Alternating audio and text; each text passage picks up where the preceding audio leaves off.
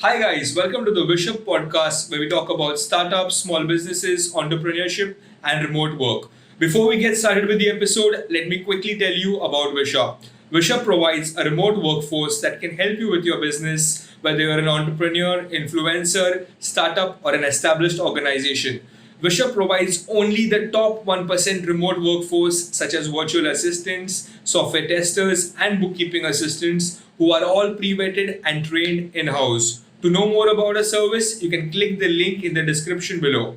Now, let's enjoy the episode. So, hi guys, welcome to yet another episode of the Wishup podcast. Today, we have a great show lined up for you guys with not one but two guests on the show.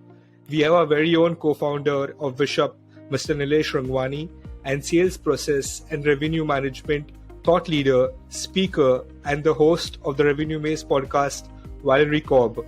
So welcome to the show, guys. It's great to have you here with us. Oh, thank you. Thanks a lot, Crispino. Thank you, Nilesh. Thanks, Valerie. Yeah. Awesome. So, Valerie, why don't you start off by telling our viewers and listeners a little bit about yourself and what you do? Wow, the mic so quickly. So right now I'm a fractional chief revenue officer or chief sales officer. I launched a company with a business partner out of Scotland, and that is the Revenue Maze. And that is where we place kind of what Wishup is doing. We place very experienced type Fortune 500 CRO fractional CROs running around the globe. And we found a huge niche and need in the market for those small businesses, which we can talk about later. And so, yeah, I was homegrown in Southern California outside of Los Angeles. And a little bit about me, I would say my greatest strength is my children. I love them. Just had the youngest get married and super excited. Oh, that's awesome. Yeah. Congratulations. Yeah. Nice. Nilesh, why don't you go next? Tell us something about yourself for people who don't already know you. So I'm Nilesh Rangwani, born and brought up in India. I'm the co-founder of Wishup.co. We provide pre-vetted, high-quality, talented virtual assistants to our clients in the US, and we have one client amongst us right now. Valerie has been working with two of our virtual assistants, in fact three now. This is what we do, and we provide our virtual assistants to small businesses, entrepreneurs, solopreneurs in the US, especially in San Francisco and New York area. Awesome. That's amazing. Being a part of Wishup, I know that's a really good profile, and like the job that we do, the clients that we have, including Valerie, are amazing. So it's nice to have you all both on the show with us. So Valerie, I was going through your profile and I've seen that you worked as a director of sales and marketing in taxing and accounting, VP of business development in healthcare, chief sales officer, and the list goes on. So you have such a diverse portfolio and you manage to gain expertise in all these different industries. So how has that all come together? Well, most just say I have attention deficit disorder and I seem to just want to bounce around. But, the adage is sales are sales, and human behavior is human behavior. It doesn't matter what the widget is, even though we like to think it does. The reality is they all have some common themes. And in fact, when I've been standing up some of the revenue agents and Revenue Northstar, as we've kind of had them do empathy maps, they're like, well, it seems like there's recurring themes, right? So there's a little bit of I would say, this thought that there's certain industries that you have to have been in for a very, very long time. And somehow a rep that's been in that industry, if they go to that same industry at another company, that list will follow them. And what most underappreciate is that really only about 10% will ever follow a rep somewhere, even though we're heroes in our own minds. We all think we're wonderful, and our people will follow us. That's not really the case. There are a few industries that seem to still kind of, it's easier for them to step in. Sometimes healthcare, it's easier because you just know the players and stuff like that. But when I went from tax and accounting software and I grew that company 600%, then we went into to some healthcare middleware platforms. I call them middleware because they really were just kind of back in the time, the middle point between customers and the actual execution piece. And when I looked at that, we, in a very short time, we were winning awards and all sorts of things. And that was in healthcare. And you would think that that would take years because they won't even hire in the United States in healthcare like a sales rep who hasn't had 5 years of experience in healthcare, and it's like, so they kind of, sometimes different organizations will think that way. So other organizations will think, well, they want a breath of fresh air because we get too myopic. And so as we go in and fix their revenue streams and help them grow, whether it's a resurrection or if it's a really well-funded startup as well, right? You can get them off the ground pretty quickly. Starting with a lot of the processes, I guess I would say, because a lot of things can be fixed through process. Yes, talent has to be there too, and the product has to be there too. I'm not focusing only on sales team. When you're a chief revenue officer, you're focused on anything that touches revenue, right? So you're not just looking at sales teams, you're looking at marketing, service, you're looking at new product development. So has the product gone stale? Or is it really, is there a good product market fit? Or are you selling to the wrong market? Some of those things. So you really don't just touch on a sales team, although a lot associate it with a sales team. That's kind of a high-level overview as to why I have ADD from everything from fashion to tax and accounting, healthcare, construction, real estate, you name it. I've just kind of gone in and worked on those companies and got them back on the map, or two startups. That's awesome. Awesome. So Valerie, you spoke about you helped a company grow their sales by 600%. Which industry was that in? That one was in tax and accounting software. And I really found it interesting because Wishup, I was interviewing one of Wishup's talent pool yesterday. And I was thinking about kind of what Wishup is doing, and what they're doing is they're bringing in a broad base of collective backgrounds that could solve problems really quickly, that a lot of these small businesses in the United States, 99% of the businesses are small businesses, right? Yes. And a lot of those small businesses don't have the bandwidth to hire every function and role until they have scaled, or even a startup until they have scaled. So what Wishup sort of is doing is kind of like SaaS programs, it's humans as a service, right? and it helps. It really helps. And exactly. So what we did with the tax and accounting software, it was a resurrection.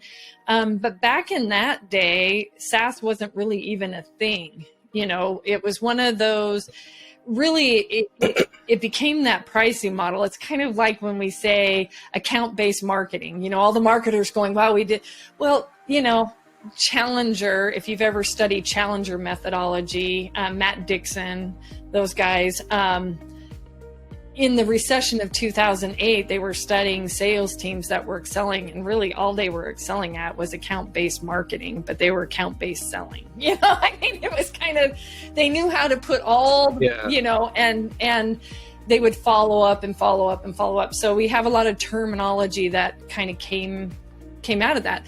So I guess when I think about that, we basically messed around with the price, how it could be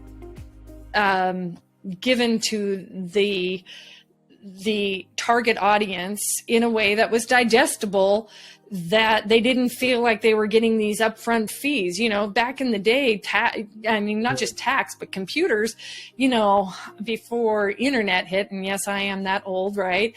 And as you look at that, before internet would hit, you know, you had an A drive, you had a B drive, you had hardware installers that would run around and set your computer up and install programs. And that was pre-Windows, you know, and so when I got with that company and grew that 600%, it really was just a very well-placed lead gen trick.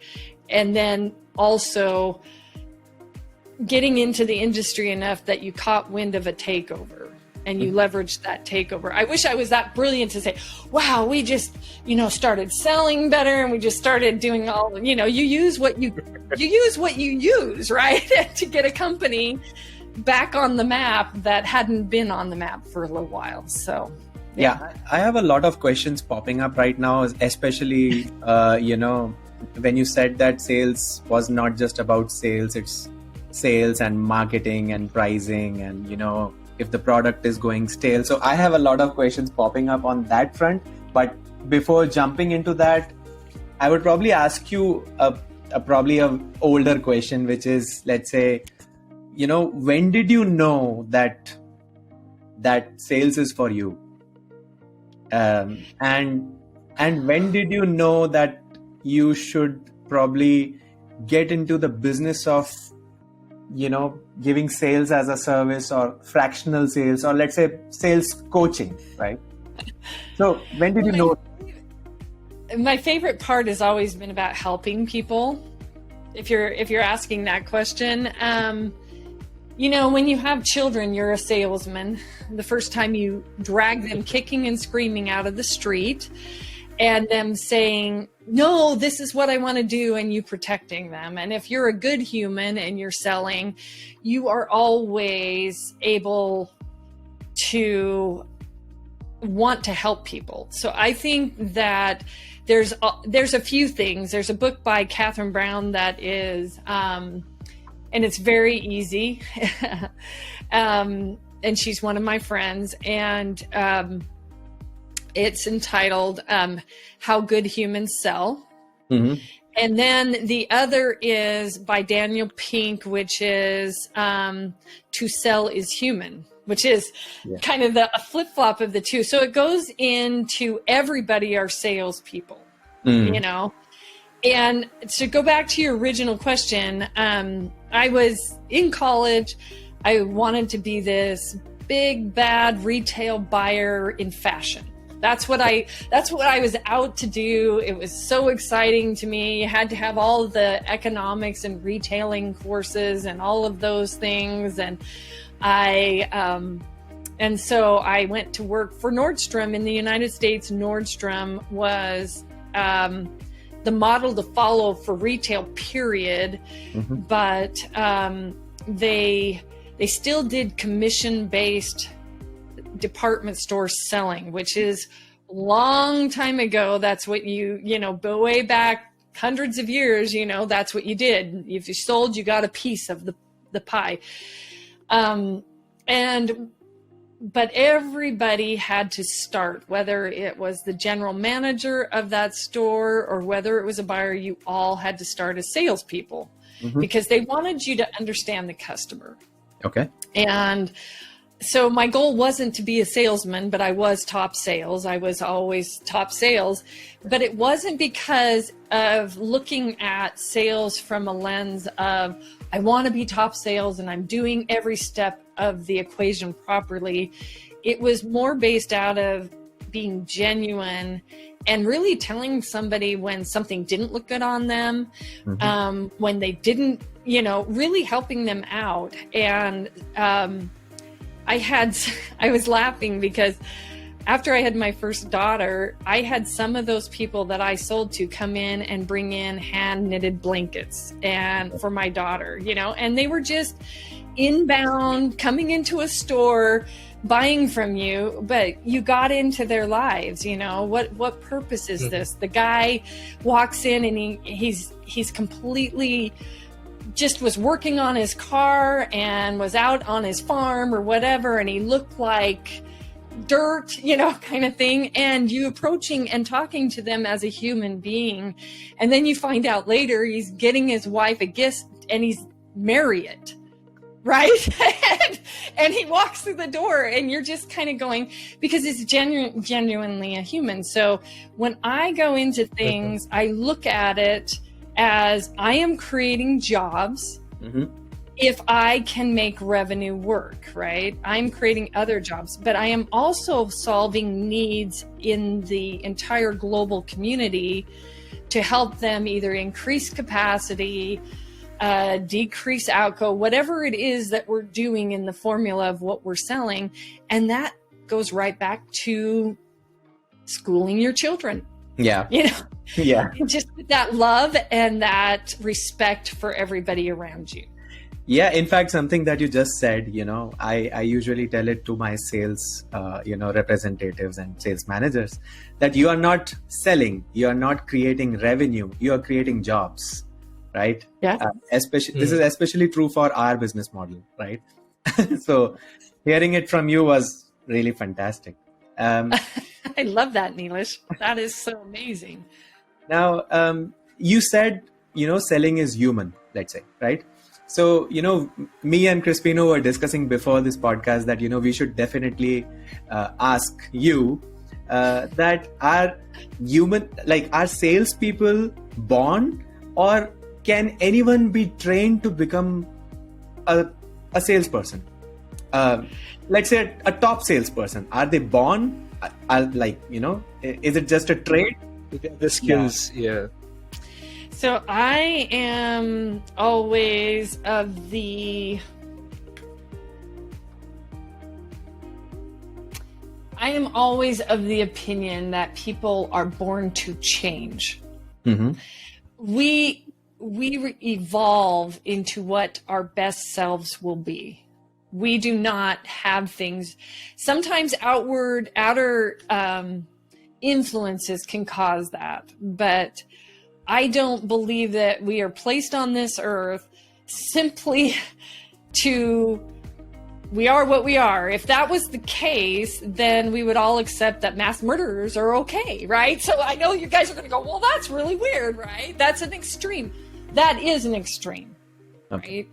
But I believe things can be learned. So I'll give you an example, and I actually mentioned this a bit on even LinkedIn the other day.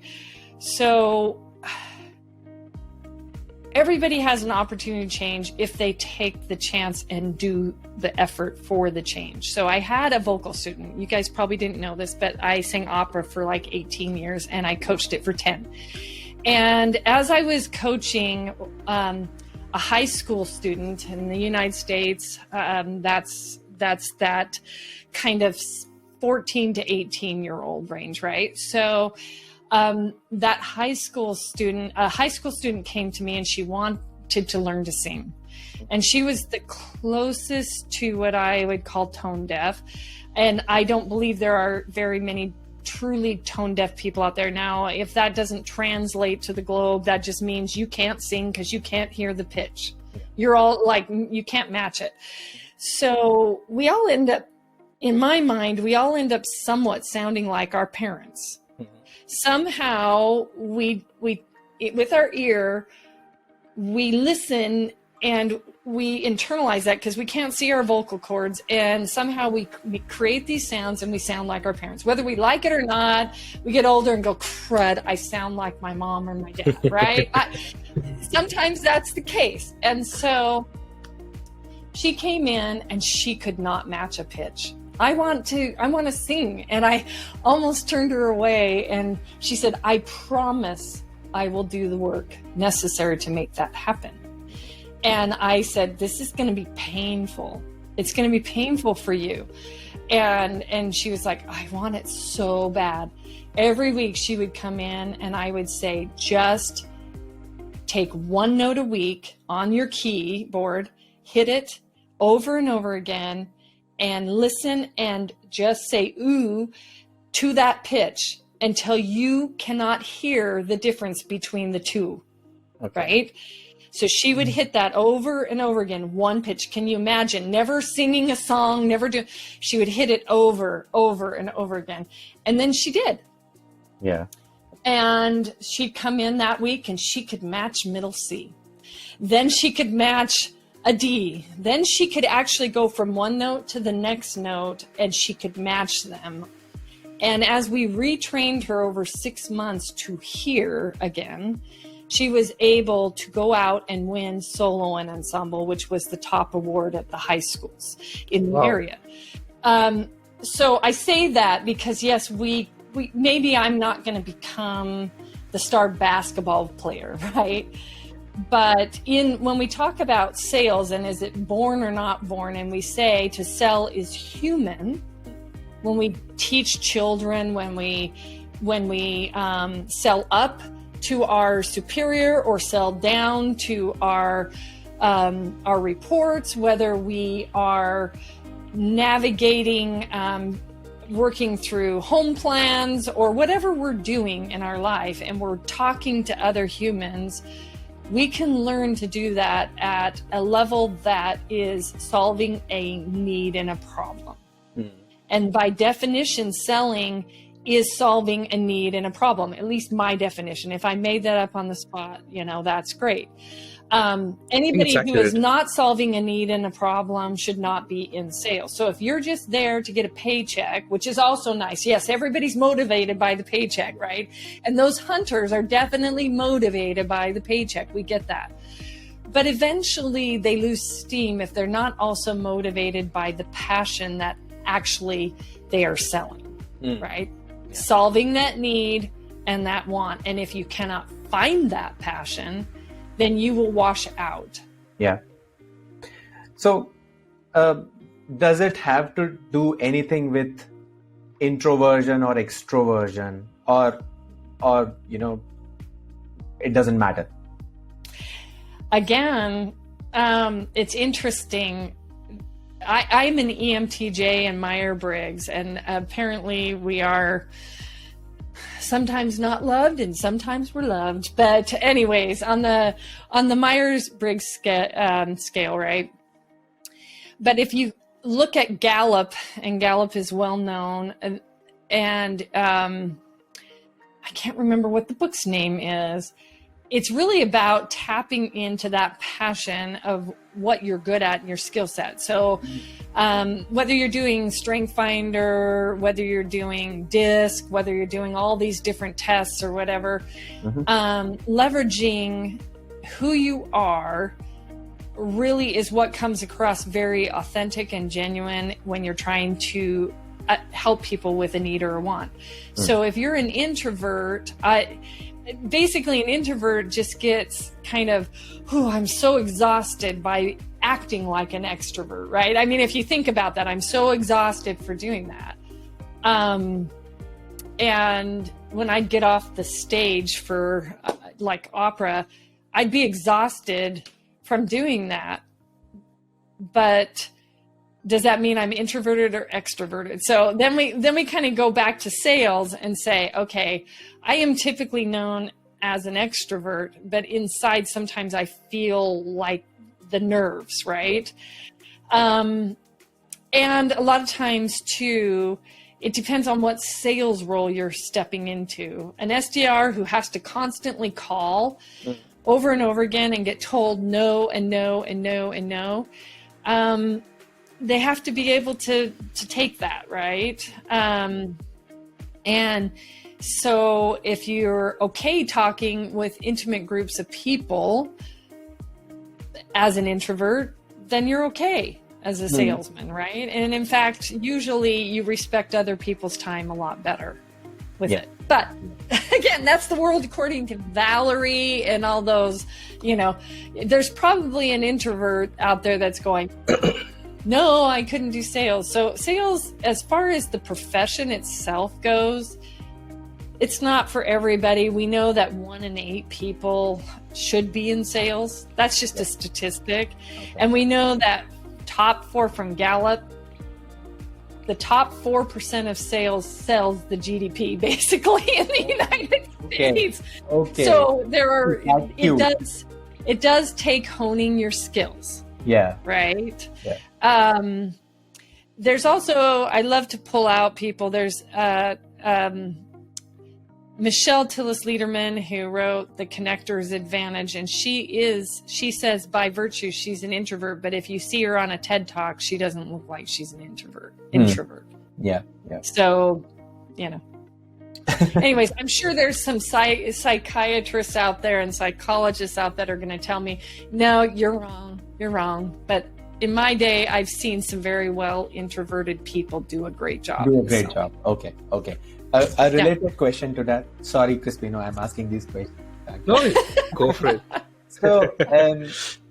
So this could sound very general, but are there any specific traits that you look for while building a sales team or while hiring sales people?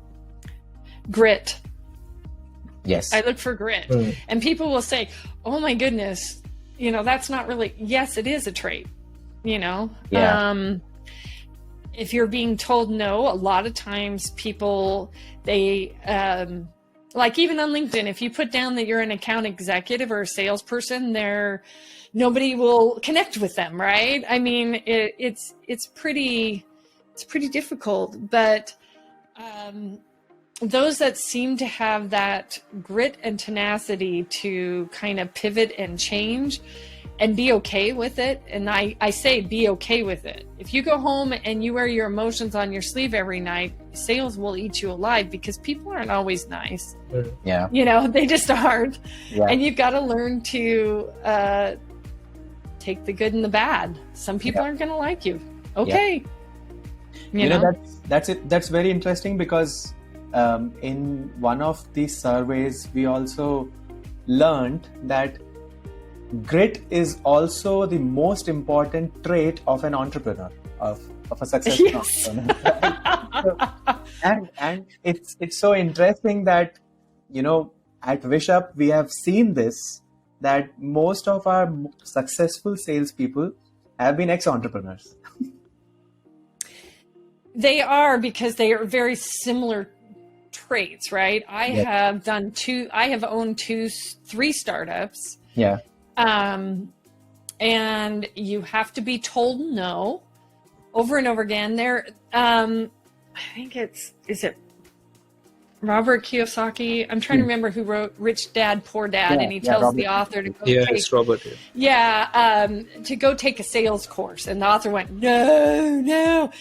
Every entrepreneur probably has that desire. Usually what happens is they have a desire to fill a need or a gap.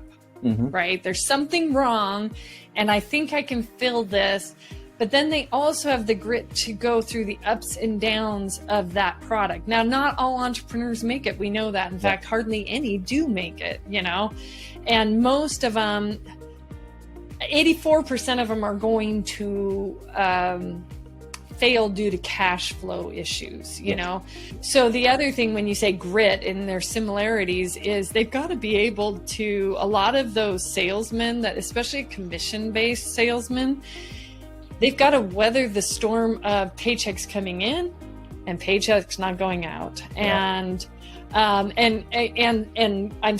other ones not going out but still hit payroll or not hit payroll, or they got to pay their bills too. At some point, they gotta take the stress. And I was interviewing one of them on my podcast on the Revenue Maze, and he was talking. I always give him just one bullet point. What's one thing you can tell him to get out of the Revenue Maze? And he talked about planting seeds. Seeds take time, and a lot of people don't want to wait. So you also have to have that grit to wait, right? Yeah. So, Yeah, Don't quit. Don't give up too quick. that's true. You know. So I wanted to ask you that what is the difference between a good sales representative, like a closer, and a person who manages these sales closers? What is the difference between, these two people? Well, that boils down to the org chart for revenue, right? Mm-hmm. In an org chart for revenue, you're going to have marketing team members. You're going to have potentially, if you're business to business, you're going to have those sales team. Well, business to consumer, you can have sales teams too. Ideal mostly with business to business. Mm-hmm. And then you're going to have service, your customer success managers, those guys. And then you're going to also have new product, whatever, some of those launched, because they all touch on revenue, right? Mm-hmm. So sales QB is in the United States, our football versus soccer. We call it soccer versus football in Europe and stuff like that, right?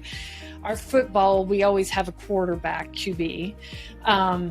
So when we talk about even the difference between chief revenue officers and VPs of sales, that's one thing that Revenue Northstar tries to point out. Okay. A sales manager is managing a team of sales people, right? Whatever that is, right? And they are the leader of the producers, which are the actual sales team members, right? And they manage what is happening and making sure they coach those sales team members one-on-one, weekly, do those weekly one-on-ones, all of those things. And difference in traits of these two type of people. Oh, the traits. I'm sorry. I thought you were asking about the roles. Sorry. Yeah, so let's go to traits. Let's talk about a lot of times we want to promote your top salesman. Yeah. Right? And a top salesman wants to be out talking to people, solving challenges and needs, and wants to hyper focus on those challenges and needs to get a product across the finish line. So there's there's kind of, you'll see on LinkedIn where people will say, we want that producer manager, the guy who goes and sells, who's your entrepreneur, right? At first he goes and he sells, but he can't scale because he's the only guy who can sell it, right? And then he can't tell another person how to sell it because he doesn't know what he's doing. Meaning he doesn't know how he sells, right? Yeah. He goes in and he's like, I don't know, maybe I call 10 people a day, maybe I call 20 people a day, maybe. And so somebody who's managing is really a lot of times not a good salesman, but they're good at coaching people up, good at getting others to go out and do what is needed to be done. And when you actually have a sales manager also be a producer, they become adversarial with their own team. Because I've had to be that role before. Okay. And I ended up giving up some of the top sales just to mediocre salesmen on purpose, so it didn't seem like I was stealing leads or doing like. So you end up with this weird kind of. I don't know what to do. And so can a salesman be a great sales manager? Yes. We've had that happen. But not always. And what you're trying to do is you're trying to place a barrier maybe between the founder, owner, to coach that sales team, hold them accountable, make sure they're hitting their numbers, know when someone should be promoted to something else, change lines of businesses. So it allows those sales managers to think more tactically versus from like a gut of, I got to close 20 of this today, and I've got to hit 30 people by the end of this week. It allows them to become that neutral ground kind of, so to speak. So the traits, there may be some similar traits. You can have some really good managers that really have never even sold a day in their life, but they're great at managing people. Yeah. Got it. Hmm. Got it. Yeah, I have some questions on the org structure, but Crispino, I think you have some questions. I'm sorry. Your questions are down the wrong tangent. better, Nilesh. No, I like this direction for the podcast better, actually. Nilesh's questions are much better than mine. So No, but yeah, I'll fire one quick one before you, Nilesh. So, Valerie, you work closely with small businesses to help them improve their sales, right? So, could you tell us about some challenges that these small business owners face when establishing a sales team? Well, we've kind of touched on some of them. A lot of them have been that entrepreneur or that founder owner that is in the weeds. And for some reason, his product resonated when he started talking to people, but now he can't wear the owner hat. He can't hire his brother Bob to all of a sudden be the sales manager, which is one of the big mistakes. It's like, hey, you can just manage a sales team, which they're actually very difficult to manage, honestly. And so it's where sometimes like in operations, you can just count how many widgets and it's got to be this many widgets and this kind of thing in operations, right? It's like having, everybody has their own personality and you have to be able to figure out how to coach them, right? And so one of the biggest challenges that those small businesses are having is the scale or the stale. So their product became stale and they didn't know it because they didn't have the bandwidth to keep doing surveying, keep doing all the things necessary to keep the product ahead of the competitor, because there's always a competitor, even if it's a no decision. And so when you're the jack of, we call it in the United States, jack of all trades, when you're doing everything you do, somebody might even think you're doing everything very well, but not well enough to beat out the competition, right? And so they've got to be able to scale or they're going to go stale. And and one of the problems that we run into with that is they then don't know how to repeat themselves or clone themselves. When I was saying earlier, there's that whole, well, I was doing okay selling this. How come nobody will listen to this person? Or do I go, then coming to like a chief revenue officer, do I do a channel strategy? Do I sell direct? Am I just do I do e-commerce? Do I just throw everything out on the web and catch things coming in? What do I do in this situation? And then at what year? So what happens is when I go in and I look, and this is kind of differences in the org chart. I look at where a VP of sales will strategically be talking about the sales team, right? And what that sales team needs to do. And it's almost a tactical role on top of that, right? A CRO will kind of look at the 5-year plan. So we'll take Wishup. Wishup, where do you want to be in 5 years? And a lot of people will go, well, you can't forecast accurately out to 5 years. You're right. But we need to look at the TAM. We need to look at the SAM and the SUM. We need to see if it's even achievable in the current market conditions. Then we can also say, well, in the market conditions, what do we think is going to start to happen, whether there's legal, any of those kinds of things as part of that go-to-market strategy, really. We verify it with, CFOs and things like that. Then we start to work backwards. 5 years, we say, okay, what kind of humans will be needed for year one? What kind of humans and technology, I should say technology too. When I say humans, what kind of resources do we need for year one? Humans and tools, let's say, Humans and tools. Then for year two, what kind of resources do we need? And you kind of build your entire forecast of where are we going so that now you can align your entire company. This is our vision. This is why we created this product. Now here is how we're going to market, and everybody get on board, and start creating that, start moving that. You may not hit that revenue target 5 years out, right? So then you repeat that every single year. You keep forecasting 5 years out in the fall so that you can adjust your org chart and know where you're going for the next year. And then your sales teams, if you have humans that are sales teams, you're not e-commerce or whatever, you can start to coach them in that direction. Everybody knows where they're going and they can come up with their own goals to get there as well. So then you have that buy-in as well. So that keeps the company from going stale, right? Because now we know, the Alice in Wonderland kind of, it doesn't matter where you go. If you don't know where you want to go, then that doesn't matter. And you'd be shocked and amazed how many small businesses and founder owners are like, well, it's just happening to me. It just kind of happened and I don't know what I need to do. So that gives them sort of that direction that they need to have. Yeah. I can so much relate to all of this, what you just said.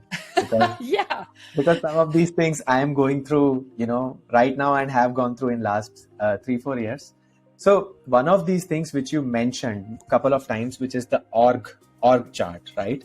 I have one question related to that, which is there a particular way to structure a sales team or the organization, or does it vary from startup to startup? Does it vary from product to product? So what I'm talking about is, let's say for each account executive, there has to be X number of outbound executives. There have to be X number of research and development, lead research team. So is there a particular structure to it in general? And I'm asking this as a very, new innocent founder, because new innocent founder. Whatever we have achieved so far, I don't know how we have achieved it. We have just achieved it. But at this point of time, I keep asking myself this question, that is there a specific way to do it, or it changes from different company to different company? Well, I think you bring up a good point too. And one of the things that I think Wishup does really well is, first of all, there are strategies in place. We all know that, right? Mm-hmm. There's some that you can at least start with the foundation for the org chart. What we do at Revenue Northstar that is somewhat different from some of the other fractional part-time leadership companies out there is a lot of them pick a methodology and say, I'm an EOS integrator for operations. I am a great game of business. I'm a challenger. I'm a this, I'm a that. I have found, especially at early stage or resurrection, rarely can you fit any one company in one methodology, first of all. Second of all, you've got to be able to remember, even with marketing, you A/B test. So with org charts, you're A/B testing as well. What you're trying to do is mitigate the risk, because we know it's expensive to turn humans, right? Or to hire and train new humans for new roles. So we don't want to do it wrong. So there are some best practices based on kind of sort of the model. If you're a SaaS model, or if you're manufacturing and producing a widget, there are some best practices that you can kind of clone a little bit for a starting point, right? But then you've got to be adaptable. You've got to then go into, hey, this is not working. So here's what I'm going to do. I'm going to put some metrics into play that we know it takes in an enterprise kind of sort of model. In probably most sales models, it's going to take a good 3 months just to ramp a person, a human, up. Then it's going to take another 6 months before they're really starting to produce, right? So we need to ideally look at what do we need to do to mitigate that time frame, right? How long does that take? Because that's costing revenue, that's costing all sorts of things. And so sometimes you also have to kind of pitch hit. You're the founder. Sometimes you have to end up selling for a couple more until it starts getting going, until you've A/B tested it. If you're in, if you're in a kind of enterprise or kind of some of the SaaS models, you could look at best practices to say, okay, you're going to probably need 2 SDRs to 1 closer. You're going to probably need, for 2 million in USD, you're going to probably need a CSR for every 2 million, and when I say CSR, I'm talking customer success versus saying customer service in manufacturing or whatever we want to call it these days, So those are some general rules. We have data to support it, but your own model is going to become your own baseline, and whoever's leading that will eventually say, this is where we're going to go because our baseline says this is true. Okay. And now we can build the model around it. And you also don't want to chase after shiny objects. Yes. I'm sure, Neelish, in your line of business, because you have a lot of virtual assistants that you outplace in accounting, you some of them are even now moving into the customer success roles. You've got some other areas. Should you go after a US or an Indian market? And with what humans do you go after that? Because we know that we have statistics that say we're most comfortable listening to people in our own dialect. Yes. That is even in the United States, from state to state. I'm more comfortable if I'm from California hearing someone in that English. Yes. For California, although there is not one English in California, it's a melting pot. That was what I was learning in the US, actually. Yeah. But at the end of the day, sometimes you as an entrepreneur would say, I don't want to chase shiny objects. I want to move forward with what is going to maximize profits so that I can recreate jobs. Because you just said that's your goal. I want to create jobs. Yes. If I'm creating jobs, that's in line with my vision. So we don't want to run after everything that a salesperson says, well, this guy has just got to have this widget, or run after LinkedIn. There's 5 million coaches on LinkedIn. Which LinkedIn coach do you run to, And maybe your model shouldn't do a LinkedIn coach, or maybe they should. Maybe you should be on TikTok and not on LinkedIn. Should you be, so I can't really say there's one specific model, and that was why when we created Revenue Northstar, that we would literally say, we will augment to your environment, not ours. So I go in and I program to HubSpot if somebody's in HubSpot versus changing them to Salesforce or Microsoft Dynamics.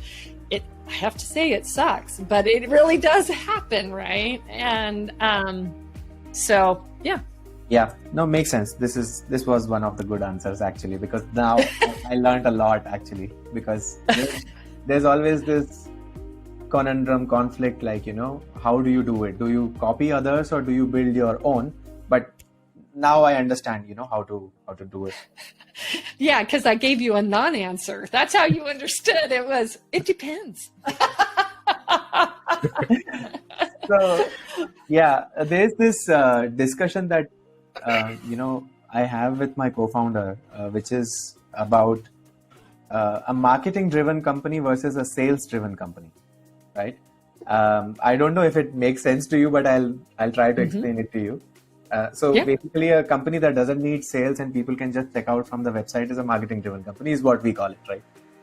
So, so my question to you is, if that definition makes sense to you, can a sales-driven company sometime become all of a sudden become a marketing-driven company? Is that even possible, right? As per this definition. And the second question is, in a sales-driven company, let's say a company which has a sales team, should the marketing team report to the sales head, or can it be a separate function? These are two questions clubbed in one. Well, let me start with the second question and move back to the first, because I think that they actually kind of stack on each other. First of all, that does come back to the difference between a chief revenue officer and a chief sales, manufacturing says sales, or a VP of sales. It's like saying that you can have revenue without operations, right? Okay. So at some point it's basically, someone said the other day, a star. And I was like, yeah, it's kind of like a star, the different points, and you're missing one point, but I call it a three-legged stool. You need revenue, you need operations, and you definitely need, finance for dealing with some of that, right? And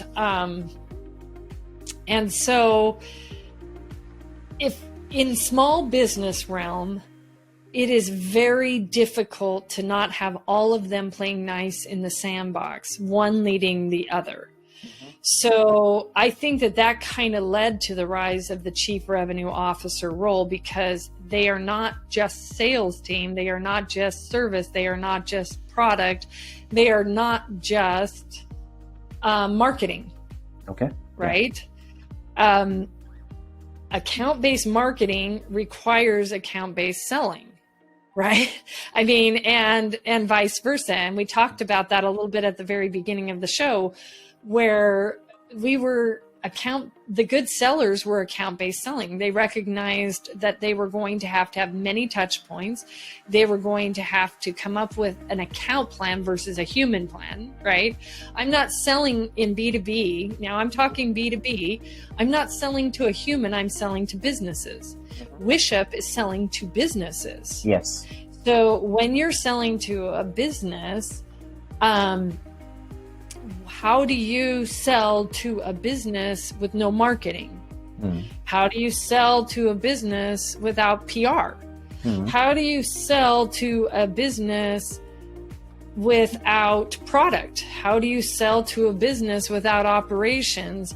And one controlling another is ludicrous.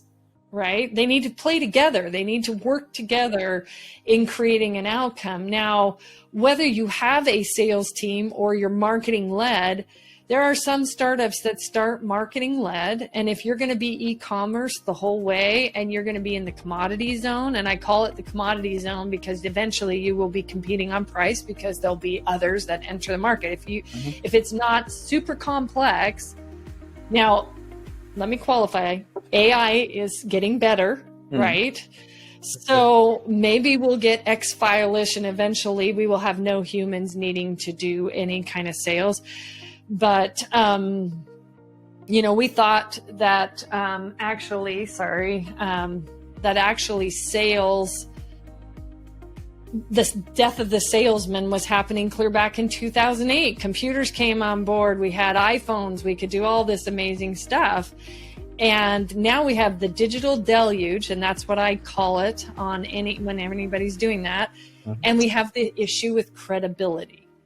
So what sells is credibility. So unless you're Coke or you are Nike, you are going to be up against brand recognition and credibility, right? And people buy from people they like, organizations they like, and they buy from people they trust. Yeah. Now, we don't say trust because you can't tell somebody to trust you, but you can become credible so that they trust your actions, right? Your outcomes, right? That's a moving target to say, trust me, right? Because things happen and that might not work.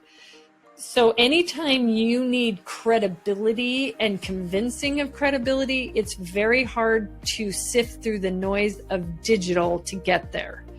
That's when I would say you need a sales team. If you do not need sifting through the noise of digital, then you do not need a sales team, right? You're the top dog. So at some point, even a founder will be a salesman if it needs to be a spokesman person and credibility. So marketing led, sales led, I don't let sales teams ever rule the roost either. They don't. Yeah. They are usually out talking to consumers that are telling them great intel and information. And we are all trying to create a good customer experience nowadays because that's how people will then buy. So it has to be unified in small businesses. If it isn't, you've got nothing anyway. I mean, you're not going to, So. Yeah. Yeah. I respect Does make sense. marketers, and I respect sales, and I respect new product development and all those service guys and success guys that are answering the call. And Yeah. they all need to be there. Makes sense. There is this common observation which we have seen is that sales representatives lose their steam in about a year's time. Is that true? Is it a common observation? What is it? Is it burnout? Is it boredom? Or is there a solution to it? That's you're talking to Miss ADD from the beginning, right? Yeah. I think when we talk about grit and we talk about tenacity, because some of the traits of good salespeople have that grit, right? I think that as company owners, we don't challenge our sales team members enough. So I'll use this as an example, and it's Valerie Cobb talking. I'm sure there's some psychologist and psychiatrist out there that's going to say that's wrong. But I have seen that when people can tap into passion and be motivated, they can stay a place a long time. I have found that when a product goes stale, sales teams struggle with selling it and they will jump ship. But it's a balance, right? Because is it the cart before the horse or the horse before the cart kind of question, right? And so when we start talking about, do all people go in this category? Yes, there's high churn in especially the sales development role. And because we're having the great resignation, and now, I don't know, Wall Street, the quiet resignation, or whatever they're calling it these days. Whatever that is, whatever the term is. If you can tap into people's passion and have them love what they're doing, and you are listening and you are trying to develop products that they can sell, you will probably keep them. Now, the ones that you don't keep, that always blame price or product anyways, are probably your other 7 that shouldn't have been in sales to begin with. And they jump ship. Don't shoot me for saying that. But anyway, but the other thing, it's kind of like entrepreneurs.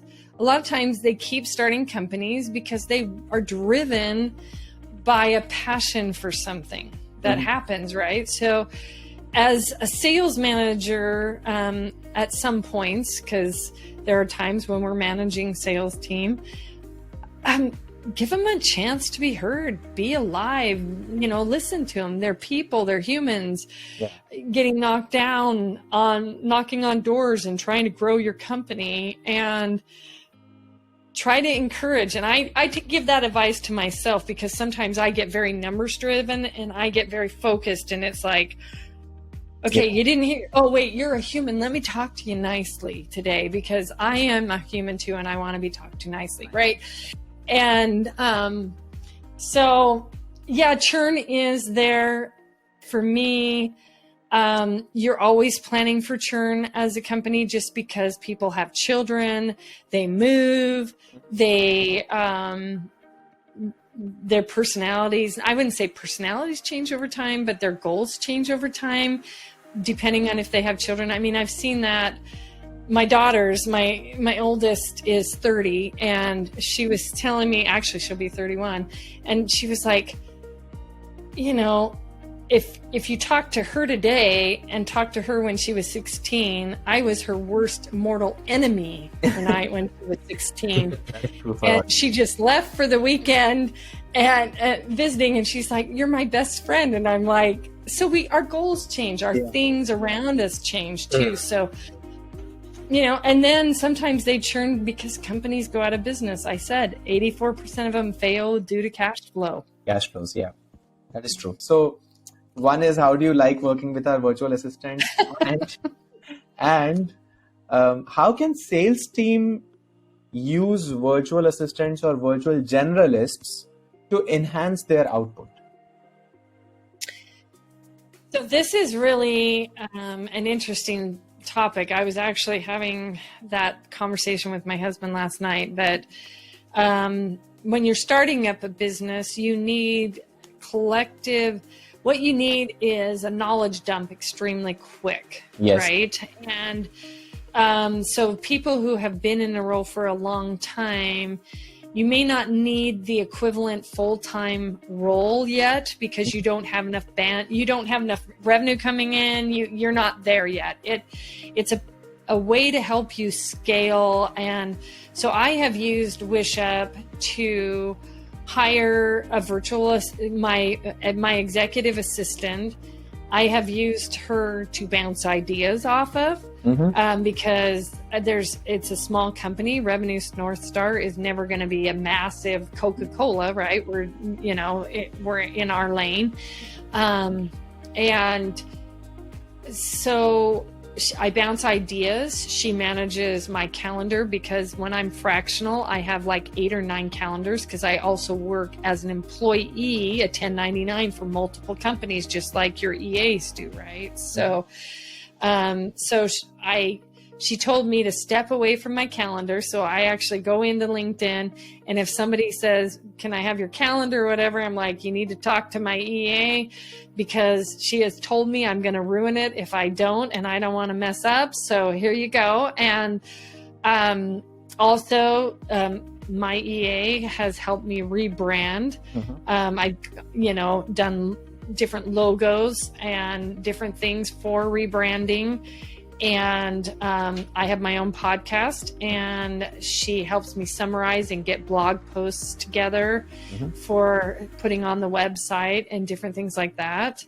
I also have a sales admin from Wishup for actually 2 different companies that he works for me at 2 different companies. And he helps me program HubSpot. He also understands my Lucid charts and my million other processes. And so instead of retraining each individual human for each company for starting up, I will drag them along with me to the next company. So it's an expansion of my capacity at a very economical at a high return on investment, really. I don't want to say economical, but on a high return on investment. Yeah. And that's what our aim was. So, and how can other sales teams leverage sales admin, as you said, let's say, our virtual assistants as sales admins? Well, some of these small businesses, again, cannot afford a sales manager. So even if I'm going in and being a fractional CRO or placing one of my fractional CROs in a company, they can't afford that and a sales admin a sales manager and a VP of sales and a marketing coordinator and all of those things. So what we can do to help them scale so that they can get to the point of affording that is we can set up a sales admin to even run a sales huddle. Those are things they can do and not be the sales manager. They can run the sales huddle. They can run the statistics. They can go in and set up proposals. They can go and do some research for those proposals. And they do. Right now, I have one of them researching go-to-market TAM, SAM, SUM. What's the numbers so that we can set up what the 5-year plan should be, and they can go and help those sales team. And so if you only have resources for an account executive, the closer, or maybe you only have for the SDR, then you can help create the proposal for the founder, who is then your closer at that point if it's very small. And that's kind of what's happening with one of the companies that is downstream from me, is I'm having that sales admin help set up those leading and lagging indicators in HubSpot, because they use HubSpot right now, and doing research on the go-to-market strategy for the 5-year plan. So, and that is very reasonable. I got some ideas to use our own virtual assistants as sales admin for our own processes. So thank you for that.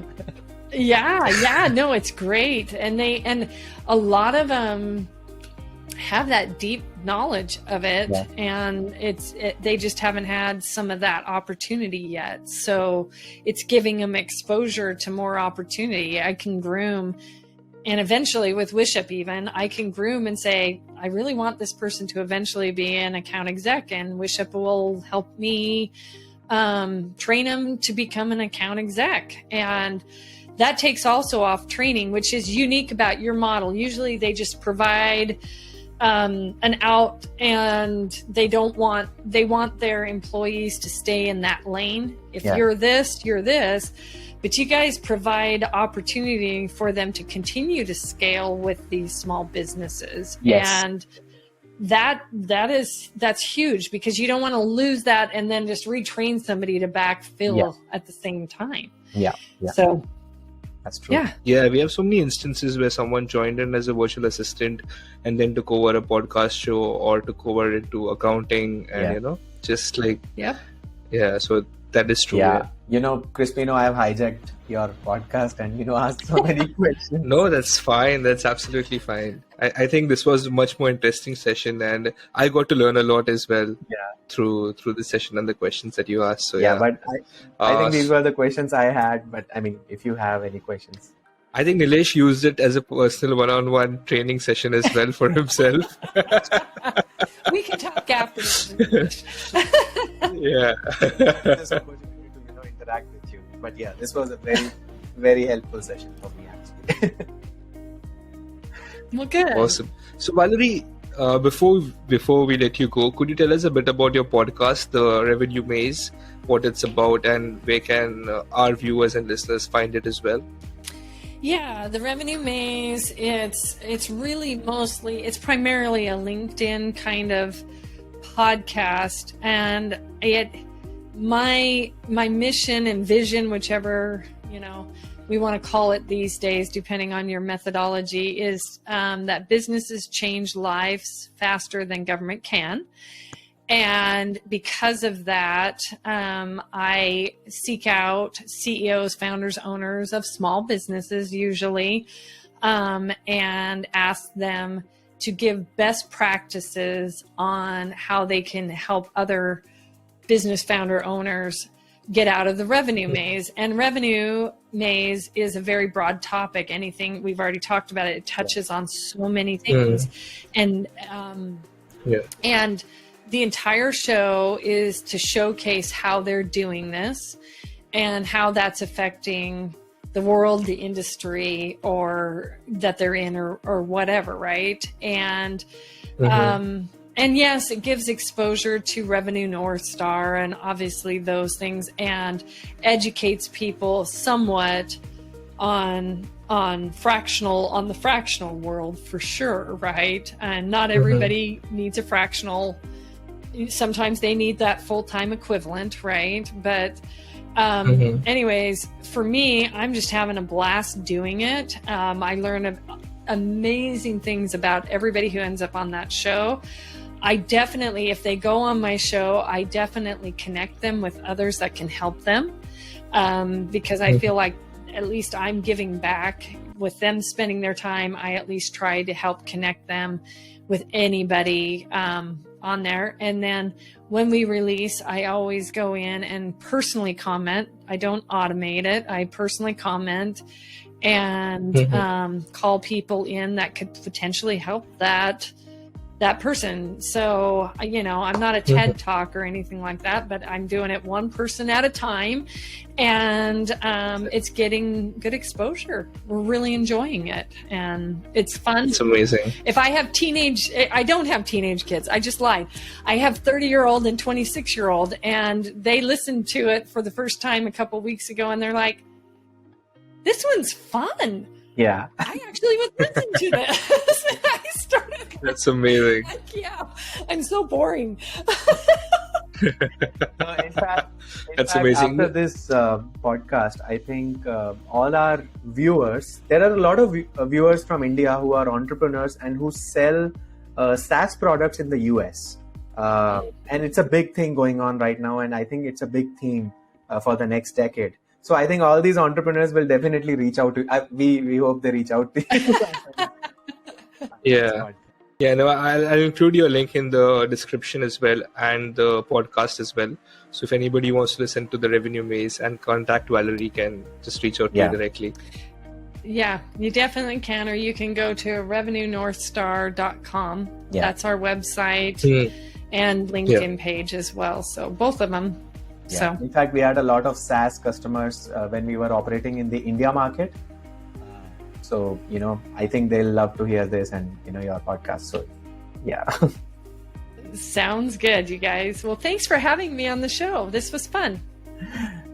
Thanks so much for coming along, Valerie. It was amazing having you. And thank you for your time. I think we took a lot of it. Well, it's the listener's time. Great.